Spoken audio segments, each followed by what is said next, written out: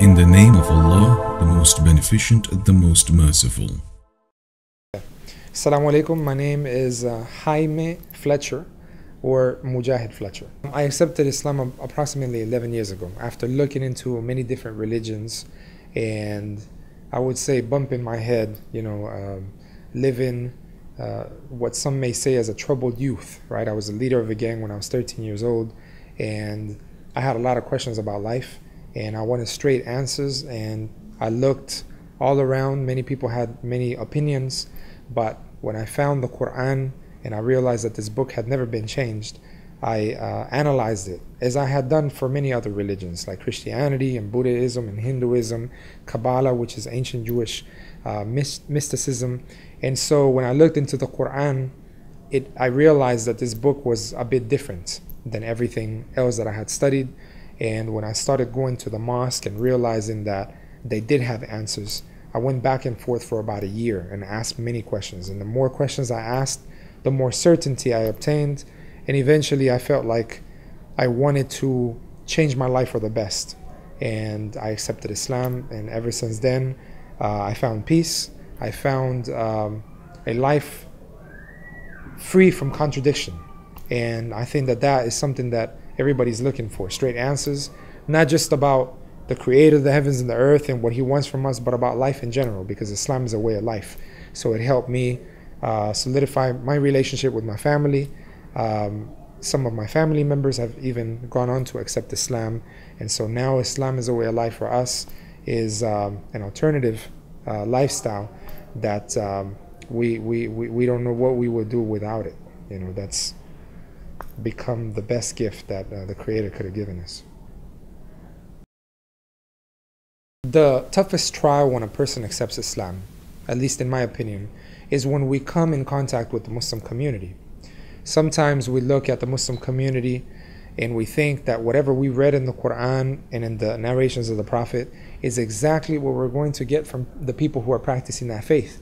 But we'll soon come to realize that even in Christianity or any other faith, nobody can really embody every single law, right? So with Islam, because we don't know it, we look at the actions of Muslims.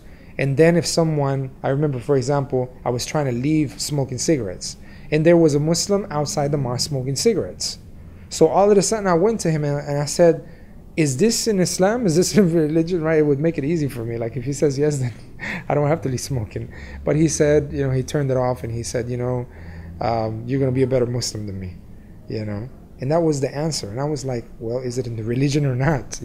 So when I started seeing that sometimes there was a contradiction between what was Islam and what was the action of Muslims, I realized that it was a test, because you can't rely on what people are doing anymore. So you have to become very aware of what they should be doing and what I should be doing. And that leads us to learn. And then comes the aspect of who to ask. Who do we take our knowledge from? And so it begins a whole search and re-identifying our belief about life and understanding. And so it's a challenge basically to go through all of these cultural sort of vehicles that happen, right? Because we may have people from different ethnicities and we may be from a different ethnicity. So we have to realize that Islam is universal, and when we see it from the pure core, from the sources, from the Quran and the Sunnah, the tradition of the Prophet, all of a sudden we realize that all the different ethnicities and all different people can participate in it. And we're all challenged to be the best about what the text calls us to do in theory and try to implement it. So after that, the main challenge is, how well can I implement it without looking at others and trying to compare myself or trying to compare them? Then it becomes a journey of you being judged by Allah alone and being sincere in it and just trying to do your best. When I embraced Islam, it was 3 months before September 11th. So sometimes as new Muslims, we look at our situation and say, especially young new Muslims, I embraced Islam when I was 23. So I began questioning and asking myself, what am I going to do now? I had wasted a lot of time before because I wasn't focused, and Islam gave me focus. September 11th happened 3 months after I embraced Islam. So when I was looking to see what profession I actually wanted to carry out, when September 11th happened, the Muslims were very weak in media. They didn't have a proper representation in public relations in the image of Islam for the American public. And I started asking myself, if I wasn't Muslim, I maybe wouldn't even like the Muslims because of the way that they're being portrayed in the media. So I took it upon myself to take on a profession that was unique to our community, which is media production, basically. I went and studied multimedia, which is a combination of video production, audio production, web design, and graphic design. And my wife, who had just embraced Islam as well, found out that she loved graphic design. So we went into a very the best art school basically that we have in technology in Houston, the Art Institute of Houston. And as Muslims there, we began to educate our environment about who the Muslims were. The Dean of Education, I remember, would step out of his office for us to make salat in our times of prayer, knowing that Muslims were being seen somehow in the media. I did a lot of projects with video production and audio explaining what Islam was, and they realized that as long as these skills went on to communicate a message to society, that's what we were about. So I think that my profession coincided with being able to do something for Islam, and I knew eventually I could have a profession where I could actually make a living and at the same time serve Islam. So at my graduation, my wife and I graduated with honors. I was hired by an upscale home builder as a marketing director my first month out of college, and I worked there for about 3 years, and I gained a lot of experience, and I launched my own business at the same time that I was working there. And due to the need of the Latino community asking about Islam, instead of us going and coming and talking so many places, we began to generate audio and visual material to be more efficient for us so that we could just distribute it. And instead of speaking to millions of people, we would distribute basically to millions of people online. So we created an organization called Islam in Spanish, which went on to educate Latinos about Islam using audio visual our professional skills basically. And when we started seeing people embracing Islam, asking about Islam, and we started seeing that speaking engagements were lighter because now we had some material and people could take that, give it to their loved ones. And so that led over to us wanting to build a studio, a production studio. And alhamdulillah, people like Hakim Olajuwon and others, Imam Saraj Wahaj and others saw the need for Islam in Spanish due to the fact that we did a television show. We should have our own production studio where we can not only produce this, but also now teach media to Muslims, especially the Muslim youth, so that they can be the next generation of people giving the message clearly about who we are. So we also do media trainings now in a studio. It's about $250,000 studio, basically, state-of-the-art production studio facility, and we do film screenings, documentary screenings. We speak about social issues. We bring in people who are not Muslim, and they speak about the social justice issues that they're dealing with, and we support basically anyone that we can with media. So that's gone on to be non-profit or community-based work that doesn't basically negate my very profession. We have an advertising agency called Focus Point Studios. I'm a producer for Comcast. I belong to an organization called NALEAP, National Association of Latino Independent Producers.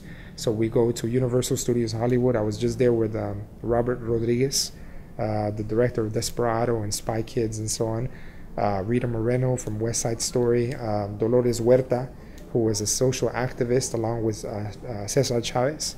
And so being with these great, individuals and seeing the advocacy for Latinos in media, and being a Muslim, the only Muslim Spanish person there in Hollywood, and seeing all of this and being able to do work at that level, it's a blessing. And so I go to New York and have friends in Democracy Now! With Amy Goodman, and in California I go there and get training, and then come back to Houston, and then we try to benefit at a local level and speak through universities and so on. So I think the way of giving the message, if I didn't have media, I would have to just be speaking and saying so many things. But with media, we just focus on specific issues and it goes globally. So I think the profession is something that we should align ourselves with when we embrace Islam, to see what we can do where we can serve Allah Azza wa Jal and at the same time be able to provide for our families. It's very important. when I first embraced Islam, my first Ramadan was very unique because 7 months after accepting Islam, I had the opportunity to go to Mecca for Hajj. And in looking at the territory in Mecca, I saw Mountain Hira, which is the place where the Quran was revealed. In understanding a bit about the Quran and the power of the Quran and how it was revealed for 23 years, to know that there is a month dedicated to this book, and that every single night this book is recited in Taraweeh as a congregation, right, as a community, and that you as an individual should invest your time in reading the Quran and reflecting. So this is the month of the Quran, pretty much, Ramadan. I tried my level best to read the whole Quran. And alhamdulillah, having the zeal of becoming a new Muslim, I used to want to read a juz, a part of the Quran, every single day. And so when Ramadan came, it was like that challenge that I wanted to take on. And then I realized that there was so much going here and there with eating, with the Muslims and invitations. And I realized that it wasn't just sitting with the book, but also coexisting with Muslims. And my family, who had recently embraced Islam, my wife and my father, we were going to a lot of different gatherings, meeting different people. Non-Muslims were coming to the mosque because food was being served. So it became a month that was actually pretty busy. In the morning, trying to do a personal sort of struggle in reading this book. In the afternoon or evening, breaking the fast and eating and being with the congregational prayer. And then the last 10 nights come, and then it's the prayer at night. So you start seeing all these different opportunities, and being a new Muslim, you kind of want to deal with everything. And then you realize that you're limited in time, and you're limited in your capacity. And so trying to find that balance to where at least you'll make it throughout Ramadan, and not, try to hit every little angle, but try to do, one's best. I had a lot of friends of mine that had embraced Islam, and they gave me good advice. And alhamdulillah, I think a lot of my family members asked a lot of questions as to why we weren't eating. I was working professionally as a marketing director in a company. They would ask why I wasn't eating. And so it is a month also where we can educate the people who are in the environment, and a month of purification. You start feeling cleaner physically. You start feeling even stronger because you don't have so much that our body is processing that holds us down on a daily basis when we eat. It's like cleaning our body, our mind, and spiritually connecting. I mean, it's kind of renewing oneself. And so the first Ramadan for myself was like embracing Islam all over again. The youth in the month of Ramadan, when they're going to school, they too are challenged because they are looked at as different, possibly, right? They're not eating. The rest of the people are eating in a cafeteria or whatever the case may be. The youth may take a stance of kind of hiding their fast, which is fine because in the month of Ramadan, the fasting is for Allah. But at the same time, if you take a proactive approach and let the environment understand why, the people who you come in contact with, why it is that you're doing what you're doing, it makes it an educational opportunity for the rest of the people. I know in the city of Houston, Ramadan, the MSA in the University of Houston does something called the Fastathon. And they invite a lot of people who are not Muslim, and they basically give in charity. If one person who is not Muslim fast, the organization will give like $10 or $20 basically to a specific charity that benefits like poverty and things like that, something everybody agrees to. So you find a lot of people who are not Muslim fasting for a specific day for that fastathon. And so alhamdulillah, I've been fortunate to be a speaker there. And so they bring in a speaker, and then the speaker speaks about the benefits of Ramadan, but then we bring up people who have never even thought of fasting before and how they felt. And so we bring them up, and they get to explain their situation, how they couldn't cuss, and it was very tough, and they never even realized that they couldn't cuss. This was interesting, right? Somebody else comes up, they said, well, I thought it was all about food, but then I realized that trying to not talk about people was the most difficult thing for me, right? And these are regular people. And so I think when the youth start looking at all that, they start seeing, wow, these people really, just for one day, pondered upon all these different details. And how many of the Muslim youth are just going through the motions and just going to school and, man, I want to eat this and that, in Ramadan. I mean, when I break my fast, man, I'm hungry. Or they want to sleep in later sometimes because they're fasting. These sort of tendencies sometimes may come from specific countries, because I've lived in the Middle East, and sometimes certain people look at fasting as days when they go to sleep at Fajr and they wake up at about 1 or 2 in the afternoon, so that they don't have to necessarily go through the whole fast of the day. So some youth may have these tendencies and they don't even know where it comes from. But the youth that really understand the power of the fasting and the purpose behind it, when they indulge it, they benefit from it. Friends of theirs may begin to understand some of that, and then they can do specific events such as that fast-a-thon or things that are creative, so that they can make something out of that time, because it is a time that all of the good deeds are increased. So they should somehow get involved, obviously be with family, spend time, eating dinner, and, family members, different people, invite people to eat, and hopefully be in the spirit of Ramadan. Because living here in America, you may be in the spirit of other holidays that are being expressed in the environment from the social culture. And you may know, maybe a Muslim may not share in a specific holiday like Halloween, but you go to CVS, Walgreens, anywhere, it's there, right? So as Muslims, if we don't shape our environment and have people feel something about Ramadan, then they don't get to share in the same diversity that we do, getting the effects of all the other holidays and so on. So if we don't do that ourselves, especially the youth with so much energy, then they will come to find out that when their children are growing up as youth, they will realize that they hope that their children fast, and they hope that they have Islam. So they have to start now consciously understanding that they have to do something now for the future as well.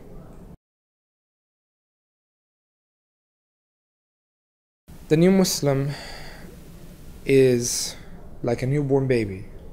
A newborn baby is not requested by any parent to just get up and run or feed itself. It consciously, that it's in need, and you take care of it and you nurture it, and you do pretty much everything it needs in order to begin crawling and then begin walking, and then you can ask of other things. The new Muslim, in the sense of who they are in their new identity, they are at the point where they're like newborn babies. Not just because Allah cleaned their sins and they embraced Islam and all that, that's great. But if we all of a sudden deal with the new Muslim with all the rules and only deal with rules, it may break them. The same way that we may take a baby and start giving them all kinds of rules. They can't really manage it. So we sometimes forget, as new Muslims, and also the community forgets regarding us, that the Prophet ﷺ, he had a specific way of dealing with new Muslims. And it took him to teach them the Quran and what was being revealed at that time, for them to nurture their heart for 13 years in Mecca, before the ayat were revealed with rules that mainly came in the Medinan period. So it took 13 years for the companions of the Prophet ﷺ to understand Allah, His Messenger, reward and punishment, right? The Day of Judgment, things of the unseen. So the new Muslim needs to increase his faith and believe in things of the unseen that are coming from revelation, before we go to the physical and begin to say you can't do this and you have to do that. Because as soon as that happens, sometimes it becomes very difficult on them. If someone comes and says, you need to come and put a piece of tape on the floor here every single day at this time, it's, maybe something you do, but you don't really want to do it. But if somebody says, if you don't put that piece of tape there, right, somebody may trip, because elderly people walk through here every day, right? And it's part of your job to come do that. Then all of a sudden there's a reason for it, right? And you may understand and you do it with meaning. Unfortunately, sometimes the nurturing or educational process with the new Muslim is not there. So the community may expect that they just go through the motions and have all these rules and they carry them out, but they don't really know. So there has to be an educational process, and there has to be a social sort of effort to be able to deal with the new Muslims, invite them to people's homes, educate them as the actual time of Ramadan is happening, and for the new Muslim as well to understand that he or she cannot amass and do everything perfect. Because as a new Muslim, just like a little kid, you tell them to do good, they want to do all good and they want to be perfect. And they get kind of shattered when you tell them they didn't do something right, because they think they're okay. So the same way like the new Muslim, for them it's just black and white. They're either good or they're not. So if somebody comes and says you didn't do this right, it may shatter them, because nobody even told them maybe. So we educate them, we deal with them with ease, and the new Muslims should realize that they're going through a process, and they have to be also merciful to themselves. Because if they don't have mercy on themselves, they may break their own selves. And so many people come in Islam and want to do everything perfectly. And there's a hadith in Bukhari where the Prophet ﷺ said not to be extreme, not to go beyond basically measure and try to do everything perfect, because this deen of Islam will break you. And so what we understand by this is that you can't be perfect, right? You can only try to strive for perfection. So the new Muslims should know that this is a time where we try to improve. And if we come in Ramadan with a vice or a habit that we don't like, and we know Allah doesn't like it, and we at least have as a goal that we get rid of that one habit during the month of Ramadan, if we condition ourselves every single day to get rid of that habit for 30 days, if you can do that for 30 days, then there's a high probability that you leave it for the rest of the year. And if you came in with a vice and you left without it, that may be the cleanest way to have gained the mercy basically from Allah that Ramadan. And it's that simple with Allah, because Allah knows our deficiencies, and if we do one thing clearly for Allah, it may be way beyond than trying to do everything properly and right, and maybe making mistakes along the way that we don't even realize.